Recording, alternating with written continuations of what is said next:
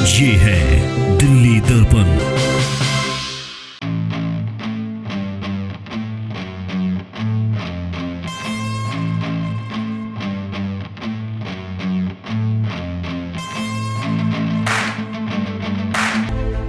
नमस्कार, मैं हूं आपके साथ जूही तोमर और आप देख रहे हैं दिल्ली दर्पण टीवी। सबसे पहले तो आप सभी को दिल्ली दर्पण टीवी की ओर से हैप्पी न्यू ईयर। आपको बता दें कि आज हमारे साथ दिल्ली दर्पण टीवी में जुड़ने जा रहे हैं मोटिवेशनल काउंसलर इंदर अग्रवाल जी। आज हम उनसे बात करेंगे कि हमारी लाइफ में, हमारी जिंदगी में मोटिवेट करना क्यों इतना इम्पोर्टेंट है और इसकी क्या महत्व है। आपका बहुत बहुत स्वागत है दिल्ली दर्पण टीवी पर। शुक्रिया सर, जिस तरह से हम देख रहे हैं कि लोगों को मोटिवेट कैसे करें और मोटिवेट करना क्यों इतना इम्पोर्टेंट है। देखिए, सबसे पहले तो दिल्ली दर्पण का धन्यवाद कि उन्होंने आज मुझे यहाँ बोलने का अवसर दिया। जहाँ तक आपके सवाल की बात है कि motivational speeches, motivational speaker, motivational counsellor का जीवन में महत्व क्यों बढ़ता चला जा रहा है, उसका सबसे बड़ा कारण ये है कि जब हम जीवन में अकेले हो जाते हैं या हम लोगों से बात करने के लोग सीमित हो जाते हैं, तो हमें डिस्कशन करने के लिए, अपने थॉट्स को शेयर करने के लिए किसी व्यक्ति की ज़रूरत पड़ती है। जैसे आपने देखा होगा, अक्सर आजकल डॉक्टर्स भी या एजुकेशन लाइन के जो लोग हैं वो ये बताते हैं कि भाई आपको मोटिवेशन की ज़रूरत है। उसका मेन कारण ये है कि जब वो स्पीचेस सुनते हैं, लेक्चर सुनते हैं, तो उनको लगता है कि जो चीज़ हम नहीं सोच पा रहे थे, जो चीज़ हमारे जहन में नहीं आ रही थी, वो अनुभव करते हैं। अब सवाल ये उठता है कि भाई इसकी ज़रूरत क्यों पड़ती है। और ये ख़ास तौर से आपने देखा होगा कि जो शहर हैं जिनको हम डेवलप्ड एरिया बोलते हैं, जहाँ पर लोगों की जनसंख्या बहुत ज़्यादा होती है और लोग जॉब के अंदर भी ज़्यादा होते हैं या बिज़नेस के अंदर भी ज़्यादा होते हैं, तो उस सिचुएशन में होता क्या है कि जो हमारा प्रतिदिन का जीवन है वो इतना ज़्यादा संकुचित हो जाता है कि हम सीमित लोगों से मिलते हैं, सीमित लोगों से बात करते हैं, सीमित विषयों पर ही बात करते हैं, जिसके कारण हमारा जो दिमाग है वो रेस्ट नहीं ले पाता या खुल नहीं पाता। हम अपने मन के विचारों को किसी से शेयर नहीं कर पाते। तो मोटिवेशनल इसलिए ज़रूरी है कि जो डे टू डे की लाइफ है उसको हम स्मूथ कैसे करें, टेंशन को कम कैसे करें, या जो चीज़ हमारे जहन में आ रही है उसको हम इम्प्लीमेंट नहीं कर पा रहे हैं, तो उसके लिए रास्ता ढूंढने के लिए हमें मोटिवेशन की ज़रूरत पड़ती है। तो सर, देखा जाए रोज़मर्रा की ज़िंदगी में सब इंसान जो है वो बहुत ही व्यस्त है, तो उस वक्त वो खुद को कैसे मोटिवेट करे और जिस तरह का प्रेशराइज रहता है हर इंसान। देखिए, बहुत अच्छा सवाल है आपका। कुल मिला के कहने वाली बात यह है कि जो रोज़मर्रा की हम ज़िंदगी जीते हैं उसमें एक चीज़ पैदा होती है जिसको हम टेंशन बोलते हैं। टेंशन एक ऐसी चीज़ है जो नई नहीं है। टेंशन आज भी थी, टेंशन हज़ारों साल पहले भी थी और टेंशन आगे भी रहेगी। फ़र्क इतना है कि हम उस टेंशन को रिमूव करने का सॉल्यूशन अगर समझ लेते हैं, सीख लेते हैं, तो रोज़मर्रा की ज़िंदगी में आसान हो जाता है जीवन को जीना। अब सवाल ये उठता है, जी टेंशनें तो बहुत प्रकार की होती हैं, टेंशनों को कैसे कम किया जा सकता है। वाकई टेंशनें बहुत प्रकार की होती हैं, लेकिन जब हम उसका सॉल्यूशन सीख जाते हैं, देखिए कुछ समस्याएं ऐसी होती हैं, मान लीजिए हम सुबह प्रातःकाल उठते हैं और शाम को, रात को 10-11 बजे तक हमारा जीवन जो है एक रफ्तार से चलता है, तो प्रतिदिन कुछ समस्याएं, कुछ टेंशन्स ऐसी होती हैं जो रोज़मर्रा आनी ही आनी है। अब क्या हम उनका बर्डन रोज़ उठाते हैं या उनका सॉल्यूशन हमने सीख लिया है? तो जब लोग हमारे पास पर्सनल काउंसलिंग के लिए आते हैं, अपनी अपनी समस्या बताते हैं, तो उसका सॉल्यूशन हम डिटेल में उनको बताते हैं कि ये चीज़ें तो आपको रोज़ आएंगी, लेकिन इनका सॉल्यूशन आपने कैसे करना है। अब जिस दिन हम टेंशन की या समस्या का सॉल्यूशन निकालना कैसे सीखें, ये भी एक बहुत बड़ा सवाल है। टेंशन को रिमूव करना आसान नहीं होता, कोई छोटी होती है, कोई बड़ी होती है। टेंशन कई बार दूसरे लोगों की वजह से होती है, कई दफ़ा अपनी वजह से होती है, कई दफ़ा टेंशन इस तरीके से पैदा हो जाती है कि हम किसी काम को जो कर रहे हैं उसको करने में मानसिक तौर पर तैयार नहीं है, लेकिन फिर भी हम वो काम करते हैं, तो वो हमें टेंशन दिखाई देती है, समस्या दिखाई देती है, तो उसका निवारण करना हमारे लिए मुश्किल हो जाता है। जहाँ तक सवाल आता है कि भाई समस्याओं को सुलझाने की प्रक्रिया वो हमें जीवन में सीखनी होगी। बहुत से लोग आपको ऐसे मिलते होंगे, बहुत पॉजिटिव होते हैं, बहुत हंसते रहते हैं, खुश रहते हैं और हमेशा लोगों के साथ इस तरीके से व्यवहार करते हैं कि जैसे उनकी ज़िंदगी बहुत ही सरल और आसान है। आपने अक्सर लोगों को देखा पर कहते हैं ना, मुस्कान के पीछे दुख छिपा होता है। हाँ, लेकिन ऐसा नहीं है। कुछ ये अब हो गया कि मुस्कान के पीछे दुख छुपा होता है, ऐसा बिल्कुल भी नहीं है। अगर दुख है तो मुस्कुराना आसान नहीं। अगर कोई व्यक्ति दुख में भी मुस्कुराता है तो समझिए वो भी बहुत बड़ा महान व्यक्ति है। तो मेरा कहने का मतलब ये है कि समस्याओं का आना स्वाभाविक है, समस्याओं का निवारण आपको करना सीखना होगा। वो उसके लिए अपने लाइफस्टाइल को, एक तो लाइफस्टाइल होता है जी, भोजन को लेके, योगा को लेके, हेल्थ को लेके, ये सारी चीज़ें तो अपने अपने स्थान पर बहुत आवश्यक हैं, लेकिन मानसिक तौर पर हम अपने संतुलन को, उसकी पॉजिटिविटी को, उसके सकारात्मक तरीके को कैसे सीखें, ये हम लोग व्यक्ति को समझाने में पूरी मदद करते हैं और काफ़ी हद तक सफल भी होते हैं। सर, मेरा अगला सवाल ये है कि आजकल देखिए तो छोटे बच्चों के ऊपर भी काफ़ी प्रेशर होता है और उस वक्त पेरेंट्स चाहते हैं कि हम अपने बच्चों को मोटिवेट करें, तो आप क्या पॉइंट्स ऐसे देना चाहेंगे पेरेंट्स को कि वो जिस तरह मतलब किसी अपने बच्चों को मोटिवेट कर सके अच्छे से, कि प्रेशर ना हो पढ़ाई को लेकर के, या स्पोर्ट्स में कई बच्चे जाना चाहते हैं और कई बार ऐसा होता है कि रोक टोक होता है घर में।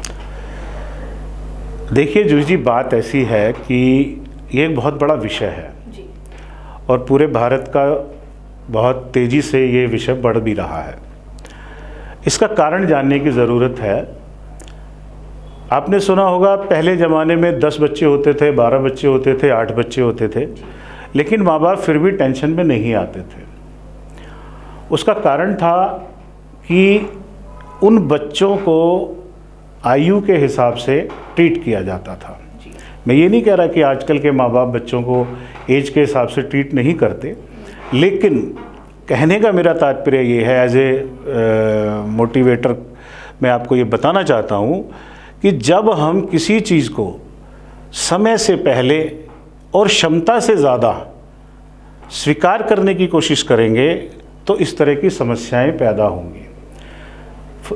एग्ज़ाम्पल के तौर पर मैं आपको बता दूं कि जैसे बच्चों के एडमिशन को लेके, बच्चों के हेल्थ को लेके, बच्चों की एजुकेशन को लेके, बच्चों का दूसरे लोगों से मिलना जुलना कम होने जैसी स्थिति को लेके, ये एक माँ बाप का बहुत बड़ा चिंता का विषय आज के दौर में बना हुआ है। लेकिन बच्चा जो है उसकी एक सीमा है कि वो कितनी चीज़ों को स्वीकार करे। वैसे तो व्यक्ति विशेष के हिसाब से ये हर व्यक्ति की अपनी अपनी अलग अलग तरह की समस्या है। अगर हम सिर्फ टीचिंग की बात करेंगे और टचिंग वर्ड उसमें नहीं यूज़ करेंगे तो समस्याएं बढ़ती चली जाएंगी। आज के दौर में मैं अक्सर देखता हूँ, मेरे पास लोग काउंसलिंग के लिए आते हैं, वो सुबह से लेकर शाम तक उस बच्चे के साथ जिसकी आयु 3 वर्ष है, 4 वर्ष है, 5 वर्ष है या 12 वर्ष है, वो सुबह से लेकर शाम तक उसको केवल टीचिंग की तरह बिहेवियर करते हैं। आपको ये करना है, आपको ये खाना है। उसका जो अपना ईश्वर के द्वारा दिया हुआ दिमाग, उसको चलने काफ़ी हद तक नहीं दिया जाता। तो इन समस्याओं का निवारण है, ऐसा नहीं है, क्योंकि ये समस्याएं हम ही लोगों की पैदा करी हुई हैं। ऐसा नहीं है कि ये कहीं ऐसी समस्या है कि जो लगातार चलती रहेगी या इसका कोई निवारण नहीं है। जिस दिन हम इस समस्या का निवारण करने का मन बना लेंगे, उस दिन माँ बाप को बहुत ज़्यादा परेशान होने की ज़रूरत नहीं है। कम शब्दों में जहाँ तक मैं कहने की बात है कि अगर हम उसके साथ थोड़ी सी अब टचिंग वाली जो फीलिंग्स हैं उसको भी शेयर करें। संस्कारों की बात अगर मैं करूं, सभ्यता की बात अगर मैं करूं, पारिवारिक मेलजोल की बात अगर मैं करूं, पेरेंटल वैल्यूज़ की मैं बात करूं, या जो हमारे परिवार के अन्य सदस्य हैं, इन सब चीज़ों पर भी बहुत हद तक निर्भर करता है। अब सवाल आपने किया था जी बच्चे बोर हो जाते हैं। बच्चे बोर हो जाने का कारण सबसे बड़ा ये है कि उनके पास डिस्कशन करने के लिए फैमिली में मेंबर ही नहीं है। मान लीजिए जॉब में मदर भी हैं, फादर भी हैं, तो अब वो जो टाइम बच्चों को देने का है वो अगर हम नहीं दे पाते या हम सर्वेंट के भरोसे उनको छोड़ देते हैं, तो जो फीलिंग्स उनको मिलनी है, जो संस्कार उनको मिलने हैं, वो कहीं ना कहीं उन चीज़ों से वो दूर होता चला जाता है। तो मैं यही कहना चाहूँगा कि जो भी इस तरह की समस्या है उसका निवारण है बनिस्बत कि हम परिस्थिति को समझकर उसका समाधान निकालें।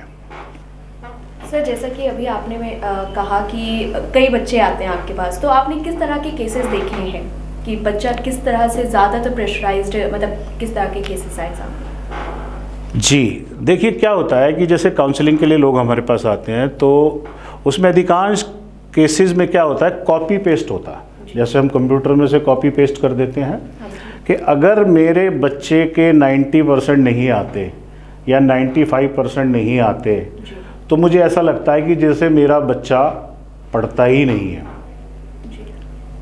क्योंकि हम लोग कंपैरिजन ज़्यादा करते हैं। कंपैरिजन किस तरीके से, मान लीजिए किसी के 95% आ जाते हैं, किसी के 98% आ जाते हैं, तो मुझे अपने बच्चे के अंदर द्वेष दिखाई देने लग जाता है कि मेरे बच्चे का 90% आया तो मेरे बच्चे में बहुत भारी कमी है। ये एक बहुत बड़ा कारण है, चाहे वो स्पोर्ट्स को लेके हो, चाहे वो उसके रोज़मर्रा की दिनचर्या को लेके हो। तो जब हम कंपैरिजन करने की बात करेंगे तो सेल्फ डेवलपमेंट जो है वो माँ बाप का भी स्लो हो जाता है बच्चों के प्रति, और बच्चों का तो डेफिनेटली वो स्लो हो ही जाता है।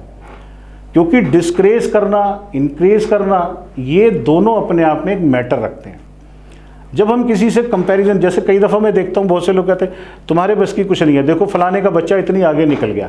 इसका मतलब क्या है कि उसके अंदर हम एक उस बच्चे के प्रति द्वेष भावना पैदा कर रहे हैं और इस बात का एहसास दिला रहे हैं कि भाई आपको जितना करना चाहिए था आपने वो नहीं किया। लेकिन मेरा विचार यहाँ ये कहता है कि हर व्यक्ति की अपनी अपनी एक क्षमता है, एक कार्य करने का तरीका है। ज़रूरी नहीं है कि वो मार्क्स 90% लाए या 98% लाए, हो सकता है वो किसी दूसरे क्षेत्र में इंटरेस्ट रखता हो। तो इन सब चीज़ों का सब्जेक्ट टू सब्जेक्ट फ़र्क पड़ता है और ये समस्या बहुत बड़ी है, आगे आगे बढ़ भी रही है। जब मैं आपको बताऊंगा संस्कारों के बारे में या परिवार के बारे में या पेरेंटल वैल्यूज़ के बारे में, तब आपको इन सब चीज़ों के बारे में पूर्णतः ये मालूम हो पाएगा कि ये चीज़ें आज के जीवन में कितनी ज़रूरी हैं। सर, हमने ये सारी बातें की मोटिवेशनल के ऊपर कि क्यों ज़रूरी है, किस तरह के केसेस आते हैं। सर, इन सब का एक फाइनली मतलब उपाय क्या है? देखिए, जहाँ तक उपाय का सवाल है, बेसिक को समझना पड़ता है। हम जो जीवन जी रहे हैं, मेरे घर में 2 बच्चे हैं, 3 बच्चे हैं, माँ बाप हैं, हमें उन सबके साथ एक सुरक्षित जीवन को अच्छे वातावरण में कैसे जीना है ये हम जानते भी हैं, बताया भी जाता है, लेकिन उसको फॉलो कितना करते हैं इस पर डिपेंड करता है। हम मॉडर्न, मैं ये नहीं कहता कि आप मॉडर्न मत बनिए, आप आज के आधुनिक दौर में मत चलिए, ये उचित नहीं है। जब ज़माना बदलेगा, समय बदलेगा तो हमें भी बदलना होगा।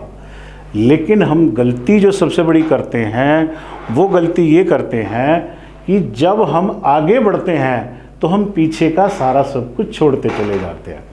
पीछे हम क्या छोड़ देते हैं?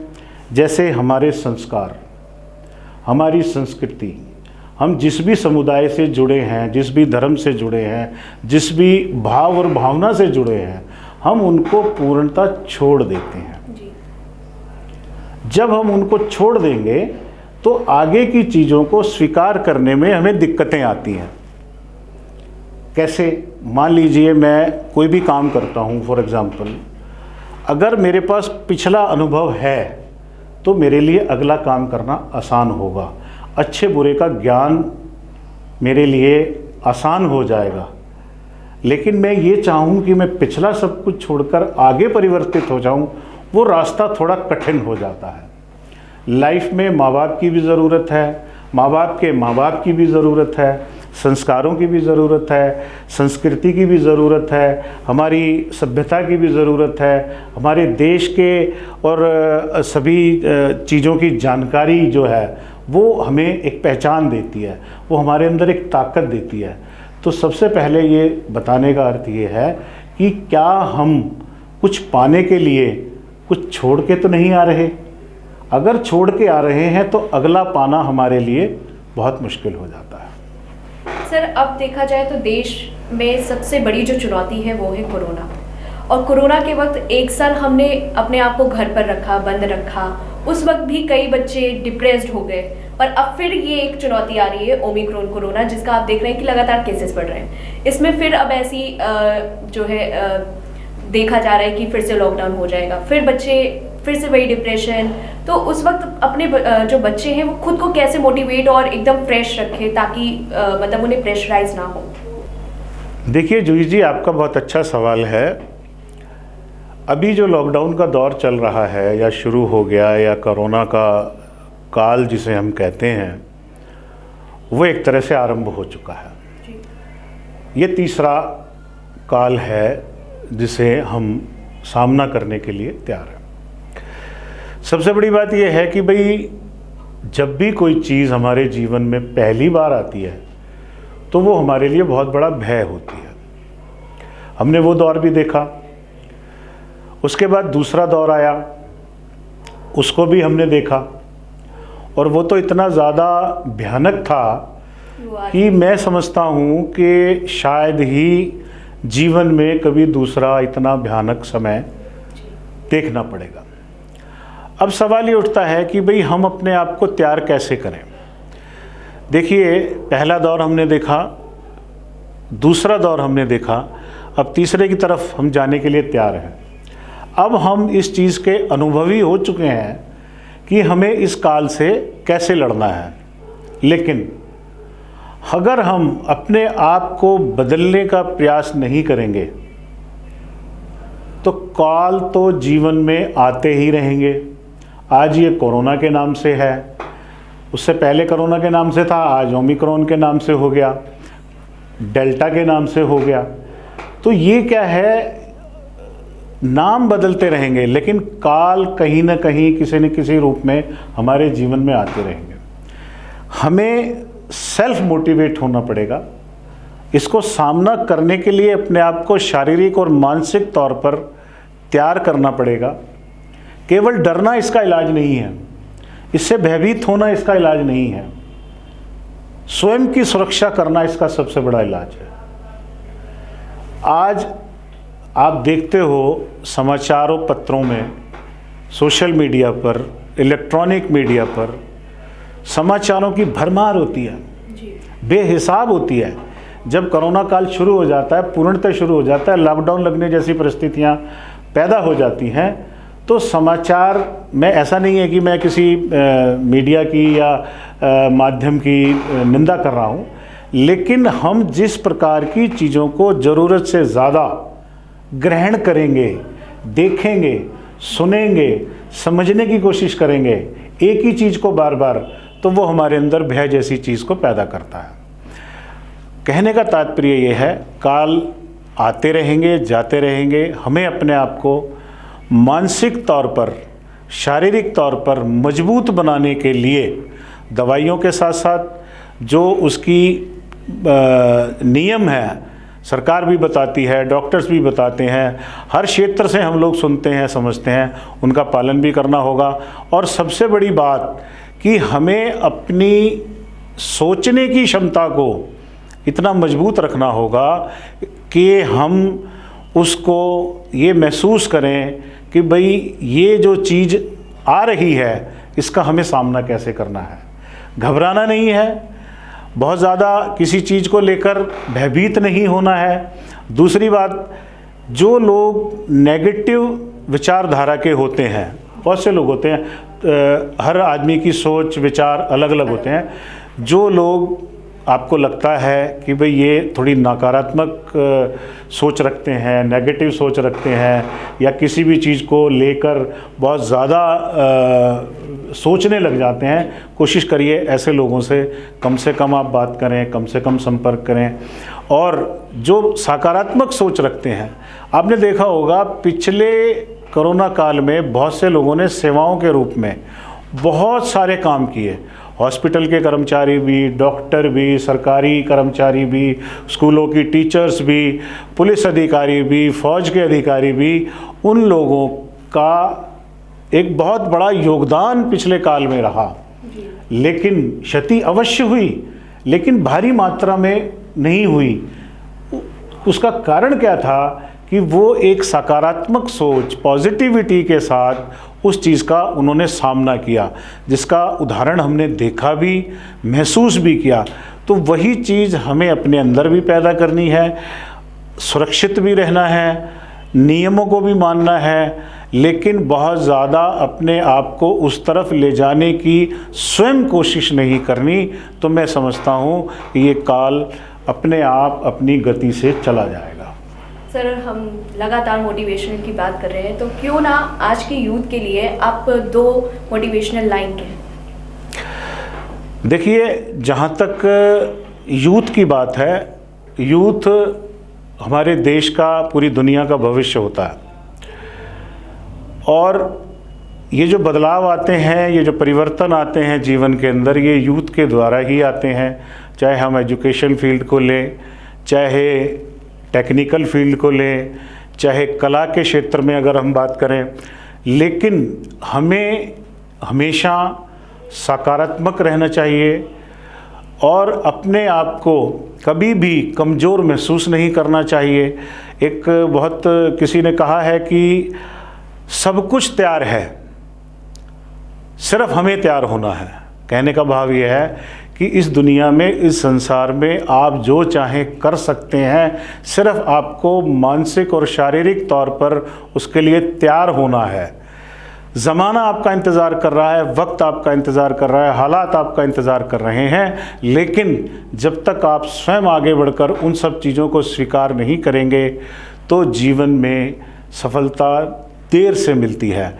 तो मैं यही आप सबको कहना चाहता हूँ कि आप हमेशा पॉजिटिव रहें, सकारात्मक रहें, हंसें, खेलें, कूदें, खूब अच्छे से अच्छा विचार आपके अंदर आए, इस तरह का वातावरण आप बनाइए। बहुत बहुत शुक्रिया। तो ये थे हमारे साथ इंद्र अग्रवाल जी, जिन्होंने बताया कि हम किस तरह से खुद को सेल्फ मोटिवेट कर सकते हैं। अगर आप भी पर्सनल काउंसलिंग करना चाहते हैं, कुछ डिस्कस करना चाहते हैं, तो आप इंद्र अग्रवाल जी से कांटेक्ट कर सकते हैं और अपॉइंटमेंट ले सकते हैं। लेटेस्ट खबरों के लिए सब्सक्राइब करें हमारा YouTube चैनल या फिर लॉग ऑन करें www.delhidarpantv.com। खबरों की कवरेज और विज्ञापनों के लिए संपर्क करें इस नंबर पर।